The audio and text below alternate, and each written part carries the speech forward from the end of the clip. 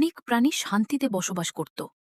সেখানে হরিণ, খরগোশ, বানর, শিয়াল, হাতি, হরিণ, পাখি সবাই মিলেমিশে থাকত।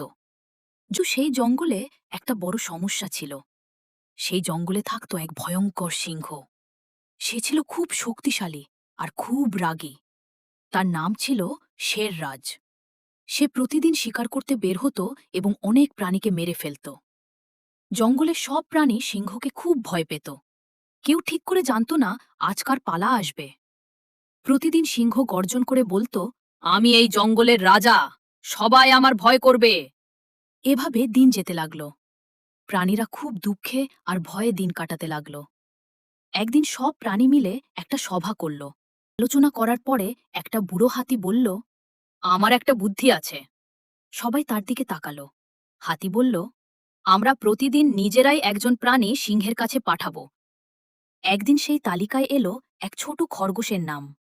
খরগোশটি ছিল ছোট কিন্তু খুব বুদ্ধিমান। তার নাম ছিল চিকু। সব প্রাণী খুব দুঃখ পেল। একটা হরিণ বলল, এত ছোট খরগোশটা সিংহের সামনে কি করবে?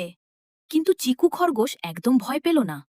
সে মনে মনে ভাবল, আমি যদি একটু বুদ্ধি ব্যবহার করি তাহলে হয়তো এই সিংহের হাত থেকে সবাইকে বাঁচাতে পারব।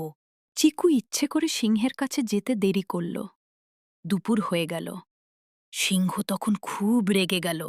সে গর্জন করে বলল, আজ আমার খাবার কোথায়? এত দেরি কেন? ঠিক তখন চিকু খরগোশ ধীরে ধীরে সেখানে পৌঁছালে। সিংহ রেগে আগুন হয়ে গেল। সে চিৎকার করে বলল, এই ছোট্ট খরগোশ, এত দেরি কেন? আর তুই এত ছোট, আমার পেট কি এ দিয়ে ভরবে? চিকু ভয়ে ভয়ে বলল, মহারাজ, আমি তো একা আসিনি। সিংহ অবাক হয়ে বলল, মানে? খরগোশ বলল, আমরা তো ৫টা খরগোশ রওনা হয়েছিলাম আপনার কাছে, কিন্তু পথে একটা অন্য সিংহ আমাদের আটকায়। সিংহ খুব রেগে গেল। সে গর্জন করে বলল, কি? আরেকটা সিংহ এই জঙ্গলে? খরগোশ বলল, হ্যাঁ মহারাজ, সে বলল এই জঙ্গল তার। সিংহ তখন রাগে কাঁপতে লাগল। সে বলল, চল, আমাকে এখনই দেখাও সেই সিংহকে। খরগোশ সিংহকে নিয়ে জঙ্গলের এক পুরনো কুয়ার কাছে গেল। কুয়াটা ছিল খুব গভীর। খরগোশ বলল, মহারাজ, ওই সিংহ এই কুয়ার ভিতরেই থাকে। সিংহ কুয়ার ভিতর তাকাল। সে পানির মধ্যে নিজের প্রতিচ্ছবি দেখল। সে ভাবল, সত্যি আরেকটা সিংহ আছে। সিংহ গর্জন করে উঠল। পানির মধ্যে থাকা প্রতিচ্ছবিও যেন গর্জন করছে মনে হল। সিংহ আরও রেগে গেল বলে সে কুয়ার ভিতর লাফ দিল। কিন্তু কুয়া ছিল খুব গভীর। সিংহ পানির মধ্যে পড়ে গেল এবং আর খরগোশ খুব খুশি হল। সে দ্রুত জঙ্গলে ফিরে গেল। সব প্রাণী তখন খুব চিন্তায় ছিল।